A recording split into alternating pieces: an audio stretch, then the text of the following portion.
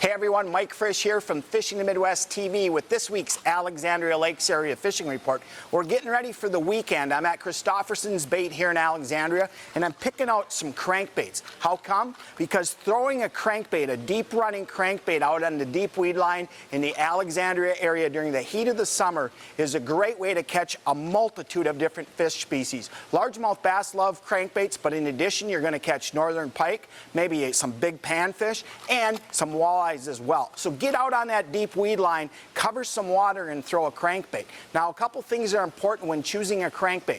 First off, you want a crankbait that runs deep this time of the year. If I'm out on the weed line, particularly on some of our really clear lakes, those weeds might run down into 20 feet or plus, so you want a crankbait that runs pretty deep as well. Striking's got the 5XD and the 6XD series, which are ideal for this kind of fishing because they get down into those depths. So choosing the diving depth is important. Another thing that's really important is color. Color selection for me has become all about trying to match the hatch. We used to talk about bright colors like chartreuse and dirty off-stained water, more natural colors in clear water. Now we've got mostly clear water, and what I like to do is I like to match the hatch. That is, I'm going to throw a bait that the bass, northern pike, and walleyes are feeding on. And a lot of our lakes right now, it's a couple of different bait fish that particularly bass and pike are feeding on.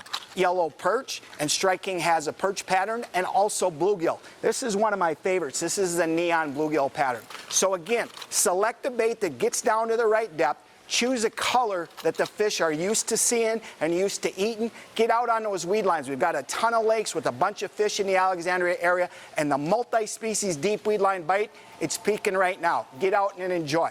As always, remember to include a youngster in your next outdoor adventure, and we'll see you again next time.